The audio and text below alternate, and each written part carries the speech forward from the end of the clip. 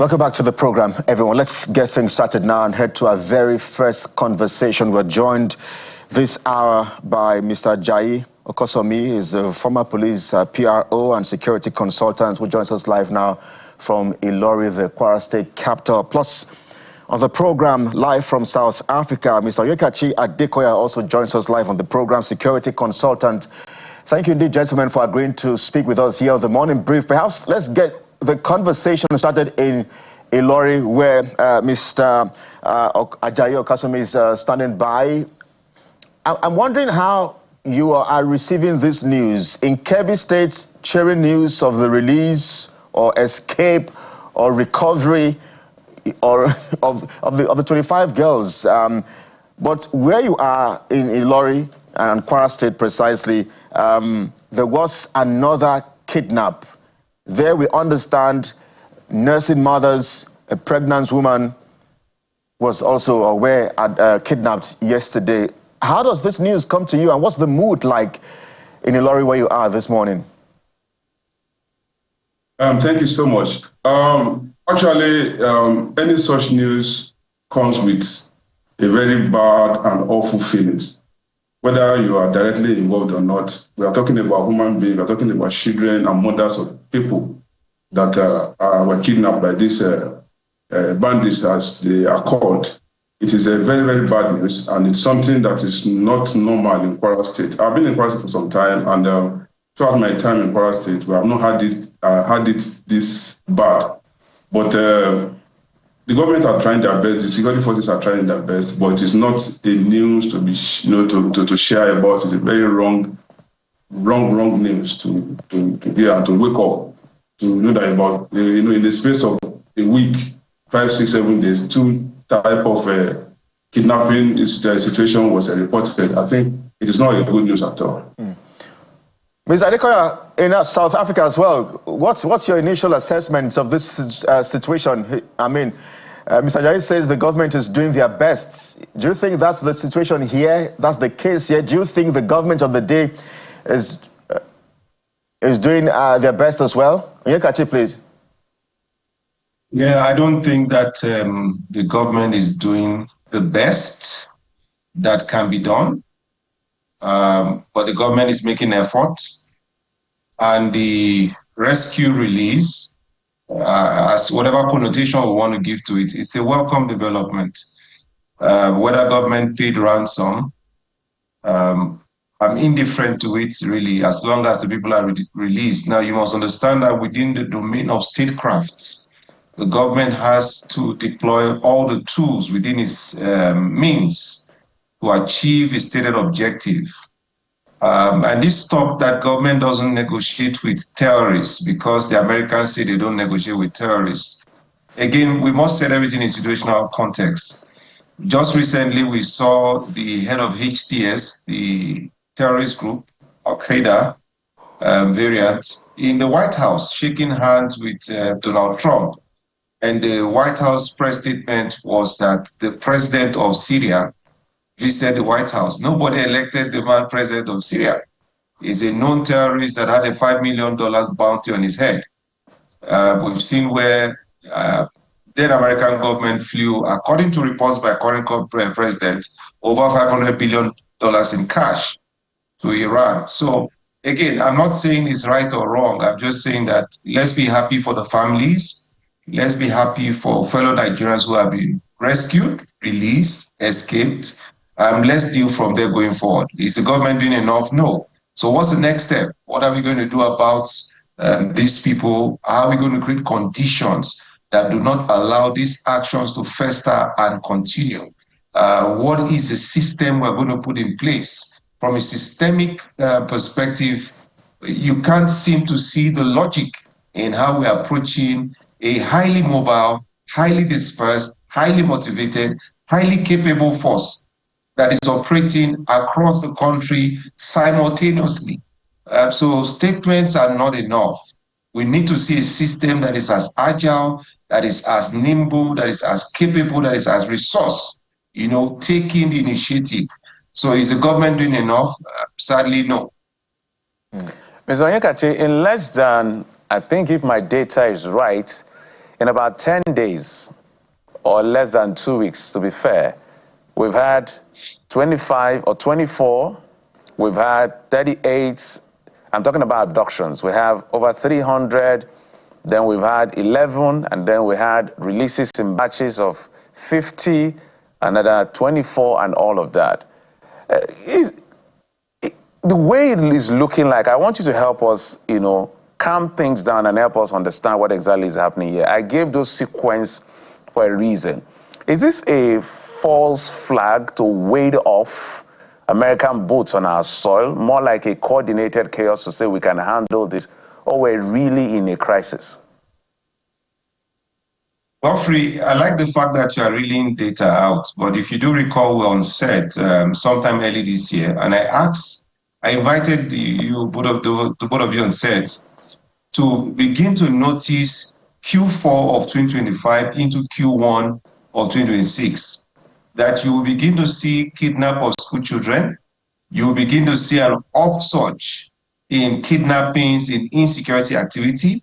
I did also project us at that time that the cost of insecurity will take a toll on the president's, this current administration's presidency. And data is predictive. You're referencing data. This happens on the eve of every major election cycle. But when opposition moved early in 2025 to begin the move towards 2027, I said, hey guys, look at it, the polity is being heated up. And what will typically happen is that you see an uptick in crime. Number two, on the case of the Americans, I just like to look at data. Sometime last year, if you look at the posts from the US Embassy, there's been a sustained campaign against the Nigerian states, against the reforms. Just sequence it. We issued tariff, visa restriction to 3 months, coming like that in sequence, comments about the reforms are failing. It then crescendoed into the allegations of genocide. And then, so there's a campaign somewhere, just go to the US Embassy Twitter handle or X handle and sequence the activities going on there. That's on a parallel. The question as to whether this is a false flag operation, this is a very tired, lazy analysis of the situation. I always say that Nigeria is faced with a hydra-headed, wicked problem. It's a complex problem. Should we be concerned? Yes, we should be concerned. If you look at our near neighbor Niger Republic, Niamey is almost put into a fire pocket. Niamey is almost encircled. The government holds barely 2/3 of territory, if not over 1/3 of territory currently. The buffer between Nigeria and what's happening in Mali and Burkina Faso, we're losing it out. There's incursion from the northwest, northeast. Nigeria is clearly under attack. Again, look at what the data is saying. We have flashes and skirmishes along our major food belts, major food regions. If you have a country of 230 million people unable to feed itself and food becomes very expensive, what do you think will happen internally? So we have a number of issues that are beyond even the now, I will admit. However, I had said on the onset of this administration that this government will fail in insecurity if it continues on the same path of previous administration. Permit me to ask the question, what's the first law of madness? If you do the same thing over and over again, and then you are hoping for a different result, then again, you need to check your assumptions. We are not checking our assumptions. The military can't solve the problem. There's a problem. And let me round up by saying, should we be concerned? Godfrey, we have not reached yet the peak of the insecurity we are going to see. Following this cycle, look at 2014, look at the other previous years, these incidents will peak towards 2027 elections. And once the elections are decided, then the crime starts to begin to drop. So should we be worried? I'm just saying, look at the data and look at what the data is saying. Look at the data against government's efforts and ask yourself, do you think the government is doing enough to change the narrative the electric bulb was not created from continuous improvement of candles. So these small tweaks here, small tweaks there will not solve the problem. We are behind the curve. All right. Yes. All right, well said, Mr. Adekoya. Let me take it to Mr. Okasomi. Mr. Adekoya has painted a very green picture, and it's very disturbing. And as you see, just remember that before the 2015 election, those Chibok girls, a lot of them still not out, some escaped, some have died, some were freed. So it's a mixed bag of whichever side you're looking at. And now this is happening in your state, Kwara, and you've been in the force. So you understand this as clearly as possible. So 2 questions in one. Do you think that politics is playing out here as part of the mixed bag? Because as Mr. Adekoya said, it's hydra-headed. So there are so many angles or tentacles, if you will, and all these tentacles are relevant in the analytics to be able to have a solution. Do you think that there's a strong correlation between elective years or election years and what is playing out now, starting pretty early? And from an intelligence point of view, how should we navigate this? Because I see it as crude politics in Africa, especially in Nigeria, that politicians, if we agree without conceding, we use insecurity as a means to discredit a government. Mr. Adekoya. Yeah, actually, if you look at what is happening in Nigeria today, you know that, like my other colleague on the other side had just said, if you look at it, about 70% of what is happening now is the politics based. It is as a result of the coming election, like what my colleague was saying. You can imagine that Nigeria, because of our dysfunctionality in the area of governance, we have a lot of challenges in the area of governance, in the area of dispensation of justice. All this culminated in what we are experiencing today. We know in 2014, there was stories, going that made the rounds then that some political party imported some, mercenaries, some fighters to Nigeria to confront if eventually the last administration refused to hand over government by way of maybe winning an election or so. And at the end of the day, the opposing party then won the election, and these people were left. And that has given some set of politicians another way of trying to struggle to win an election. That is exactly what we are seeing now. Like what my colleague there rightly said. The political will by the government to deal with this issue from the roots is also contributing seriously to what we are experiencing. You can imagine we are saying banditry, kidnapping, terrorism, or, confronting us. In the same vein, you discover that people who claim to be repentant, who claim that they have, decided not to be dissident any longer, are now brought to the public, claiming to be de-radicalize them and reintegrate them into the society. According to the stories we're hearing, some of them were even injected into the military, and we expect such people to be loyal to the government. All right. It is not possible. And the judgment by the government, the justice system is not doing what is expected of them. A crime, in our constitution, there are punishment for crime. Whether you repent or not, there are documented punishment for a particular crime or any other crime committed. Whether you have repented, you have said you are no more interested in it, then it's fine, you'll be welcome, but you must enjoy your punishment before being forgiven. But as a situation where you arrest some kidnappers, you arrest some bandits, you talk to them, you allow them to go, and you feel nothing will happen, just like what has been happening today. Yeah. We've been seeing on social media, we've been seeing images Mr. where bandits are. Yes. I mean, you've painted that picture so that we can squeeze in as many questions as possible. I'm just looking at the map of Nigeria now, and I'm seeing that when you look at that map, Kebbi, some were placed here, and then there's Niger State, and then there's Kwara State, where we've seen these attacks simultaneously in the last 10 days or so. So let me take this question to Mr. Adekoya. What exactly is it about Kebbi, Niger, and Kwara states? Because I'm not sure this is a coincidence. Look at the map if you can take a look at it. So there's Kebbi, and there's Niger, and there is Kwara. What is it about these three states interconnected, but outside our shores, we see somewhere that we have this boundary with Benin Republic. I'm not sure there have been reports of these kind of mass kidnappings in Benin Republic. Why are we seeing these kidnappings and attacks in Kebbi, in Kwara, and in Niger State? Yeah, let me also say, because I know we are pressed for time, but on issue of national security like this, when you call us, give us time to talk about the issues. Don't press us into these things. It's just not working.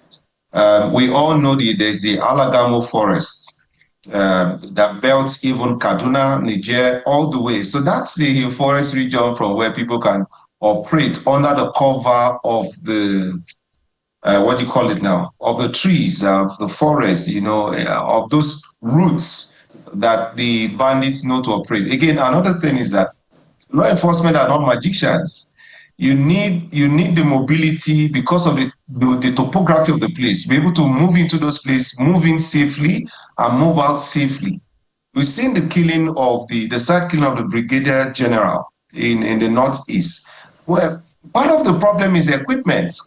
You don't have the right A vehicle, you don't have the right B vehicles. Logistics is everything. Logistics, supply, communication to the fighting troops, very, very important. So we say they move from here to here unchecked. In the Kebbi case, when the attackers came, the police said when they assessed the situation, it didn't make sense to engage because engaging would have been sudden death.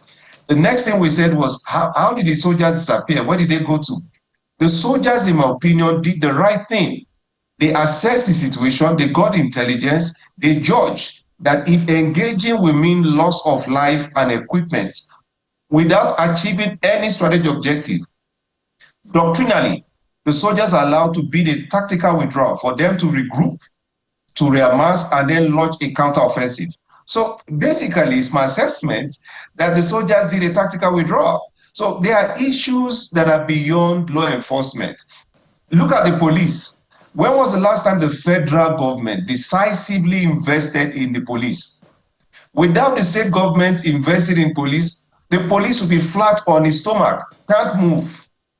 We're in Nigeria where the police stations are getting allegedly 10,000 naira a month to fuel, 10,000 naira a month. When you have the police budget, there's nothing for capex, significant for capex. And we say, why is the police not able to police? Well, in Nigeria, when you say, come and talk about insecurity, you are going to call a retired military person whose duty is to fight war, not ensure public order, public safety. And then we're wondering why the whole mass of the society is chaotic, because there is no framing that ensures public safety and maintains public order. It is not the military that ensures public order. It is a criminal justice system that is well enforced, well policed by a properly resourced, well-motivated police force. So there is nothing in our national security vocabulary that talks about proper policing. It's happening in Kebbi, send the military. It's happening in Benue, send the military. When you leave Kwara, it's happening in Abia, you send the military. Now, we have over-domesticated our military. Even Niger Republic has no regard for the Nigerian military because our military are now, internally oriented. So the issues are quite much. It's not about the forest. I just want to run up to say, it's not the forest. It's a bigger problem. The problem is Mr. President. He is trying to do the savior of Nigeria. You cannot save Nigeria as one man. The state governors must become active participants in internal security. We are overdue for state police. Let's start the conversation from there first. So we don't have time, I know. Let me stop at this because we can't exhaust the problem. We can't exhaust the solution. Just suffice to say, Mr. President, if someone is listening from the office, you will fail. We will fail as others has failed if you think that from Abuja, you can solve all the problems of Nigerian internal security as one man. No, it has to be the 36+1 plus the president addressing this issue together. So we are moving as a force at the same time, leaving no hiding space or place or chance for people to come back and filter and operate. All right. For me, that's the way to go. Let's bring in Mr. Akosomi to the conversation as well. I'm glad that we had that map there. You want to respond to that question as well? Geographically, What exactly is this thing about Kebbi, Niger, and Kwara states? Plus, perhaps I'm not sure what you're hearing. I mean, you're a former PRO of police, so Mr. President has ordered that your colleagues should be withdrawn from VIPs. Is that the reality on ground now? What are your former colleagues saying to you? Because this is part of the problem where a VIP has about 12 to 15 of you surrounding or protecting him, while Nigerians, the rest of us, we are left, to our fate. To start with, Kwara State is located in the particular position where we have both internal and external boundaries. We have, for example, the Niger Republic, we have a boundary with Nigeria with, Kwara with the Republic of Benin. Then we have a vast ungoverned forest between Kwara to Niger, Borogu local government, down to Kebbi, even in that forest too, you can from there get to Kogi, get to Kaduna, and all those places. Those are the reasons why this thing is heavier on the side of Kwara State, talking about the movement of this miscreant in the forest. Then talking about the issue of the president's directive that policemen should be withdrawn from VIP. I think it's a very right decision to be taken, that has been taken by the government. The only thing is, how is it going to be adhered to? Because every IG that comes in while I was in service, the first thing they do is to say they are withdrawing policemen from VIPs, but at the end of the day, you see all of them there. So if the police authority is going to adhere strictly to that president directive, I think it's going to be okay, because I think the Nigerian police population is not up to 400,000 or even 400,000, by a quarter of that are deployed to private individuals, protecting private individuals and leaving the general public, and using the same salary, the same funding by the government to fund policemen that are supposed to be serving the public, serving private individuals. So I think it's a very good decision. And it is even one of the reasons of indiscipline in the Nigerian police force, because you discover that these people that are attached to political gladiators, to rich people in the society, always fight for the promotions of those people attached to them. You see somebody, being ADC, being PAD, getting 2-3 promotions ahead of his mates that are really doing the work on the field. Apart from even promotion, they are exposed to a lot of advantages that the main people working on the field are deprived of. So it is good. Let them come. And most of them don't even know how to do the normal police work. And there are some of them. By the time they use all those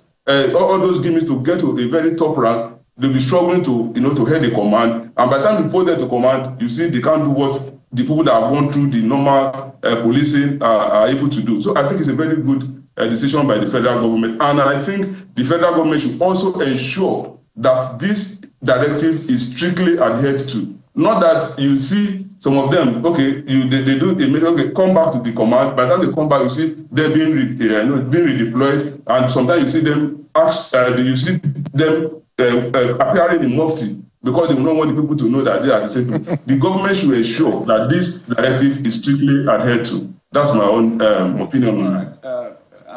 We've segued into another part of the conversation, but we just have about 3 to...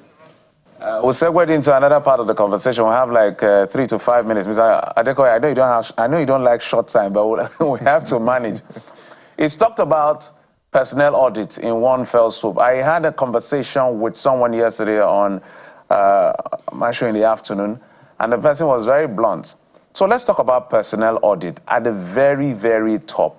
2 governors are ministers of defense, whether state. We have Mr.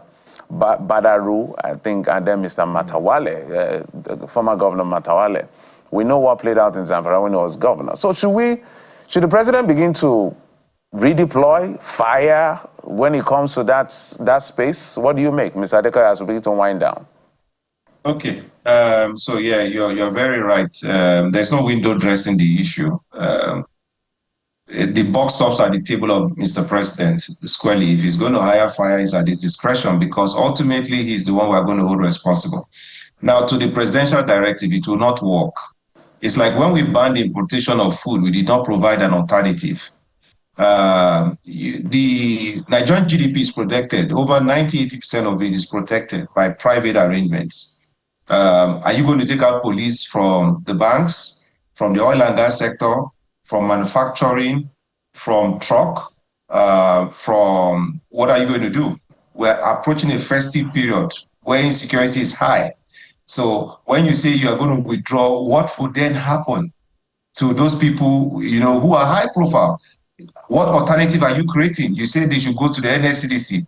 The NSCDC don't have the personnel. As of today, we've not paid attention to the NSCDC in the last 15 years in terms of resourcing them, even equipment or even recruitment. So you say go to the NSC. That's not an alternative. What we should have been doing is look at Kenya, look at South Africa. Withdraw the police, license private security companies to carry arms, limit their arms, service pistols, whatever it is you give to them, let people pay for their security. That would have been a better alternative. And then you must face it. You can't do it in one fell swoop. And then you go ahead with your personnel audit. Godfrey, I will stop because of time, but the president is not being properly advised. His directive is a political statement, by my assessment, to say, see, we are on the side of the masses. That is a political statement. It cannot work practically, not in November, not in December, because the crisis you will create will be more than the insecurity you are managing. You will have a political crisis. There will be a crisis even in the economy, because without security, businesses cannot thrive. Supply chain cannot be protected. So where do you begin to implement this directive in this short notice? Not possible, no alternative. Not properly thought out, it will not work. I do not want to press you further. I don't know whether you answered it about whether they should fire the ministers of defense or not. The reason I'm pressing down that question... The question is, should we fire the president himself? No, the president can only be fired by... The president can only be fired by election or by impeachment or by his resignation. I don't know which one you're recommending. But I'm recommending the National Assembly to rise up to do the job. Invite Mr. President to the National Assembly, and the National Assembly has oversight function over the executive. So it's not the minister. Somebody hired the minister. Why should did I vote for a minister? With due respect to the honorable ministers, I don't have any business with them. Not even with the IG, not with the service chiefs.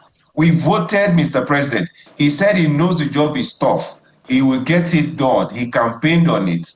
That's a campaign promise for which we pay his salaries, is a monument and not a compliment of what he's getting. Talking as a Nigerian person first. All right. You are employed to do a job. I mean, if you run a business, Godfrey, and the person you employ is not getting the job done, will you fire him or not? So if the House of Assembly, the National Assembly, is the representative of the Nigerian people who employs Mr. President, they have every power to invite the president to the hallowed chambers of the National Assembly and, put the questions to him. And if they are not satisfied, they can file impeachment proceedings if they have the guts and the will to do it. Right. I would add. I like the part of the guts. Gentlemen, we have to leave it here, and we have to leave it here. I mean, so many questions begging indeed for answers. But, well, Mr. President has ordered a sweep of the forest.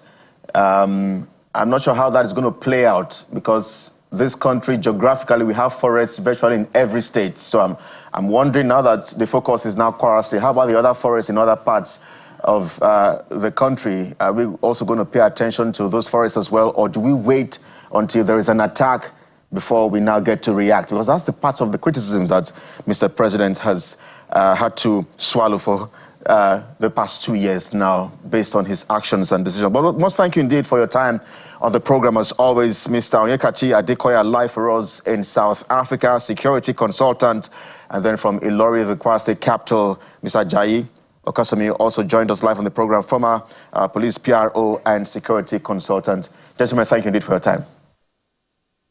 Thank you for having me. All right, so from Nigeria's security sector to the economy, the MPC retaining, of course, that the rates are 27%. Is this perhaps a political move? What exactly are the consequences for the average Nigerian? We're back in just a moment with analysis and perspectives. Please stay with us.